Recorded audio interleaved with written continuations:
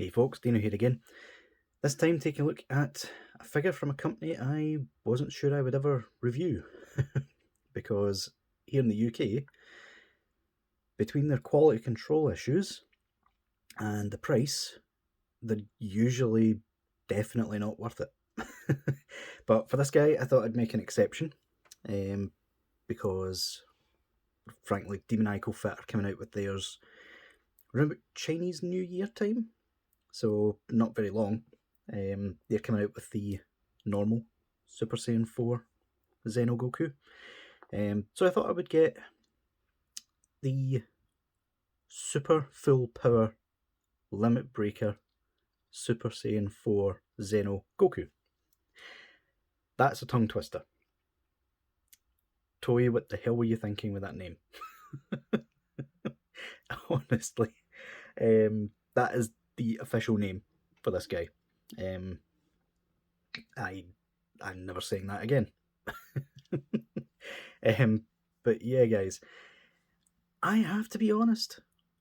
I'm kind of impressed with this. I wasn't sure I was going to be, because every other figure Kong Studios has put out thus far, I've either not liked the look of because it's been off in some way, or they've severely overpriced it. And to be honest, this one was more expensive than Demoniacal Fit, without a doubt. But I would almost say it's worth it, honestly. With that bit out of the way, let's take a look at the box. Or I would, if the company I purchased it from would have actually given me the box, but they just gave me the clamshell. So yeah, that's that out of the way. Let's take a look at accessories first then, shall we? Move him just out of frame. So, a bit of a strange one with this. And I've not heard anyone else on YouTube that's reviewed this guy mention this happening, but I got two separate sets of faces. And the ones in the clamshell, these ones, the eye placement is completely off. They look horrendous. So I'm not sure if I just got one of the first copies that were made, and they included the spare ones, the better made ones, in a baggie, or if everybody's got that and they've just decided not to talk about it. But I'm going to talk about it. So first off, I'll show you all the different faces that it comes with. You've got that one first of all, the smirking but looking off to the side face, which the official figure doesn't have. You've got the one that came on him, well, this one didn't come on him in the package, but the usual stern face. You've got the smirking looking forward face. You've got gritted teeth but looking forward face, which again the official figure doesn't have. That one nearly catapulted itself across the room. Yelling open mouth face.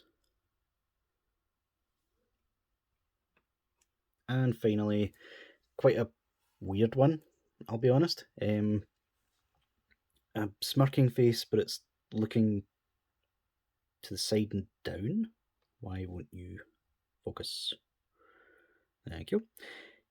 So yeah, quite strange. But yeah, just to give you an example, here's the worst one that came in the package. Yeah, as you can see, those eyes are just completely all over the place. You compare it to the ones I got in the baggie, and they're much better. So yeah, again, not sure if I got a first run release, and they fixed the faces before it was sent out to me or not. But yeah, kind of weird, not gonna lie. Let's take a quick comparison between the Kong Studios faces and the official one. Yeah, skin tone is entirely different, which is a bit strange. Wasn't really expecting that. But in some cases, the faces actually look a bit better. They're better proportioned. Official one, Kong Studios one. And yeah, pretty decent.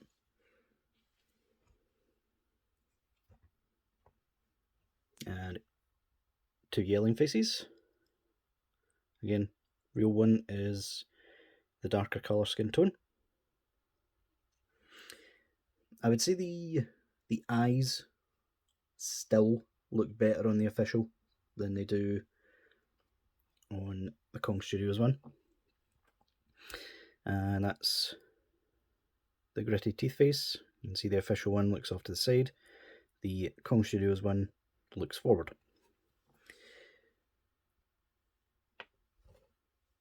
I'll get the official ones out of the way.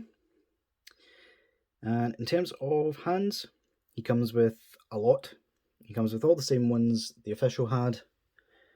So you've got Kamehameha, grippy hands, Kamehameha, gripping hands, but with the peg, a pair of instant transmission hands, which is a bit strange, considering he always uses one specific hand for that. Pair of martial arts posing hands. Pair of semi-relaxed key blast holding hands. And finally, exclusive to the Kong Studios, is a hand holding a Patara. Obviously, because this is Xeno Goku, they use the Patara all the time to become Vegito, Super Saiyan 4 Vegito. Now, the other weird thing is, and I got an official hand here just to check. Now, they're taking off the same mould, but Kong Studios have modified the hands. As you can see, on the official one, the fur is more pointed and it's flat. The Kong Studios one is actually a separate piece glued onto the hand, which I found very strange, considering the official one is just painted. It's just sculpted that way and then painted. So again, bit of extra work by Kong Studios. And obviously he gets the fists that are on him in the package. But yeah, let's finally take a look at this guy, shall we? So, let's get him looking up a little bit. He's a little bit top heavy with all that hair. Yet, bizarrely, again, Kong Studios have opted to use their own sculpts instead of using the official sculpts, even though they've used the official sculpt for the hair and the faces. But again, even those are modified. Because if I bring these back, this is the official one, okay? Where's the yelling face? This one. So yeah, as you can see, the pegs are in completely different places. Even though they're the same face for all intents and purposes. The only difference that I've only just noticed is the yelling face has a separate insert for the mouth. Whereas Kong's doesn't, but you can't really tell the difference. But yeah, they've clearly taken the same mould and just modified it to suit their needs. And I can tell you from swapping this guy's faces out that the faces fit on this here a lot better than they do in the official. So yeah, colour me impressed. Let's put on a different face. Let's put on just the standard grimace, because Xeno Goku isn't known for being as goofy as normal Goku. He's much more serious, because obviously he's constantly saving the timeline. But yeah, very strange. And I would almost say, compared to the official mould, I would also almost say the colours, well, not the colours per se, I prefer the colours on the official. Let's get the harshness down a little bit. All that red and shininess is breaking my camera. Yeah, the colour of the fur is more accurate on the official. The actual, like, proportions are better on the Kong Studio. Although I really dislike the lower ab section in the Kong Studios. It's flat. At the actual abs, it shouldn't be. It should be like this, only extended a little bit. So yeah, both designs aren't perfect, but I do actually prefer the proportions on Kong Studios. Speaking of which, the height difference, yeah, Kong Studios is how Super Saiyan 4 height is supposed to be. Like, no question. There is a specific scene in GT where he's standing next to Gohan, Goten, Pan, all the rest of it, and he's genuinely like 7 foot tall when they're giving him his power up, to fight against, what is it, either Omega Shenron or Super 17. It's been that long since I've seen GT, but yeah, much better proportioned, I have to admit. Although I am a bit disappointed that they didn't at least use the official mould, even for the legs. Like, the legs are 2.0s. But yeah, now that I've stopped ranting on for literally like 10 minutes, let's take a look at this guy's paint apps and such. So it's only slightly coming across on camera, but because this is Limit Breaker Super Saiyan 4, they have given him a sort of pearlescent sheen throughout the entire figure, except for anywhere that's skin tone. They've left that off, and you can actually see the abs here are separate pieces. This isn't painted, this is plastic, which actually makes it look really well done, to be honest. And yeah, I really love the pearlescent shading that they've gave, and the shading that they've given the hair as well. So yeah, it's a little bit subtle. I would have preferred it being more noticeable, seeing as how Limit Breaker Super Saiyan 4 literally glows bright pink. And in fact, they did a variant of this figure for Goku Black, where the fur was, well, bright pink. And I was actually surprised that they didn't use that for this figure, because it would have matched perfectly to the show. But yeah, I do really like the shading on it though.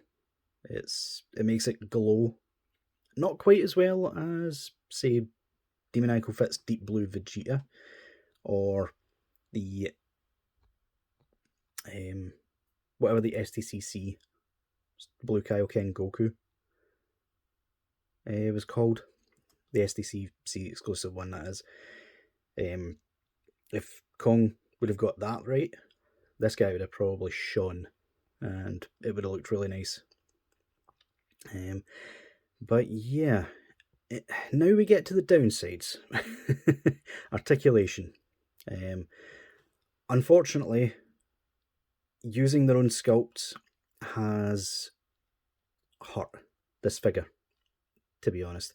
Which is why, even though the proportions are a bit better, I would have rather they would have worked on the official mould and fixed the proportions on that. Because this is where the QC issues have reared their ugly head. So, first things first, the neck and head are really well done, obviously because based off the official mould, it's got the pegs at the back of the hair that you can move out the way, only the peg's a bit tighter, so it can actually hold its own weight compared to the official one. There's pegs on the two side bangs as well, and yeah, altogether the head is perfectly fine. The arms, on the other hand, yeah, that took way too much force for just a hinge joint. I mean, oh my god, I am terrified that that's going to break. This side isn't quite as bad, but it's still kind of tight. I do like the butterfly joint. I think it gets about the same motion as the official one. Yeah, probably slightly better actually because it's cut in a bit deeper.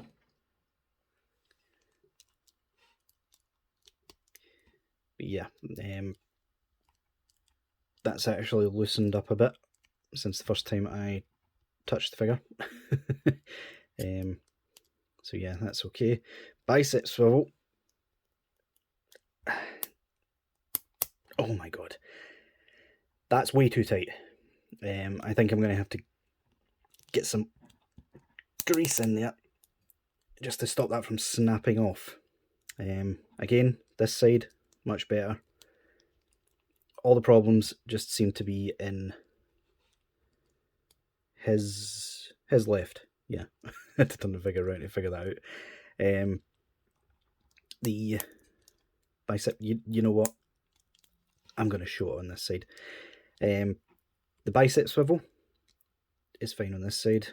The elbow joint gets just past 90, which is kind of pathetic compared to the official mould.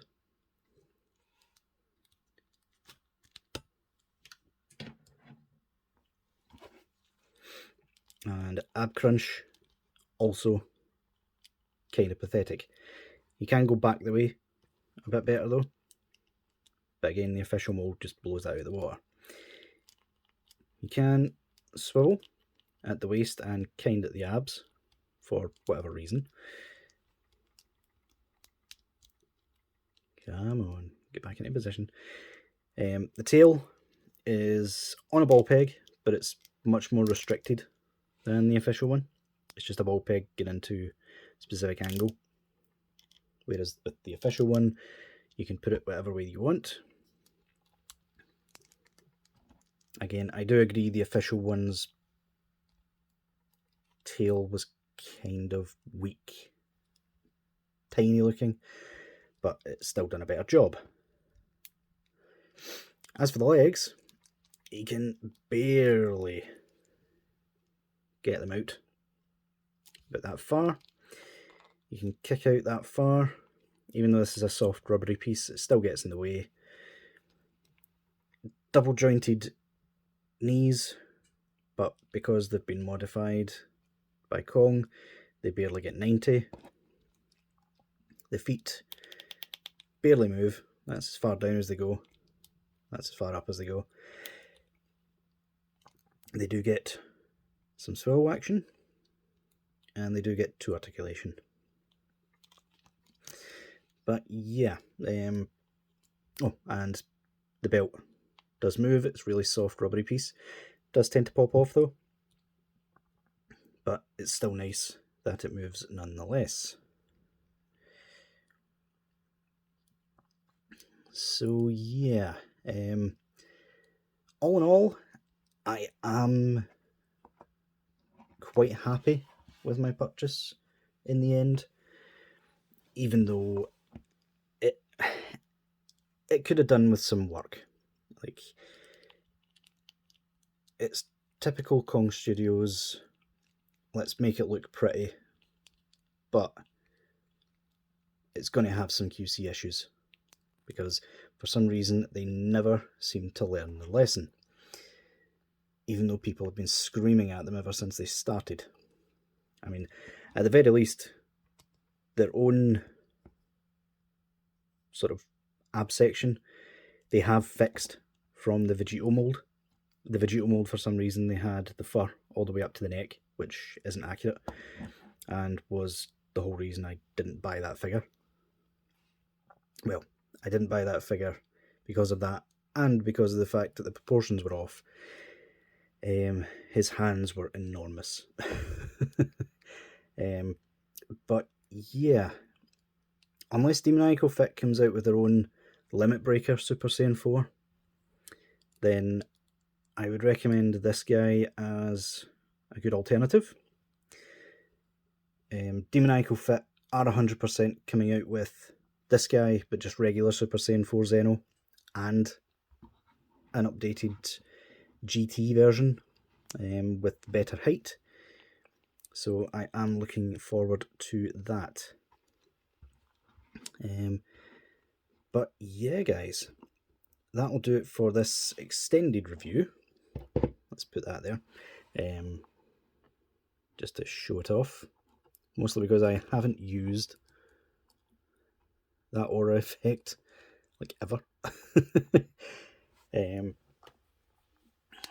But yeah, guys, if you can afford the frankly inflated price that Kong Studios charges for these figures, they are kind of worth it. They're just definitely not perfect. 100% not. Which is unfortunate, because I've always said Kong Studios has potential.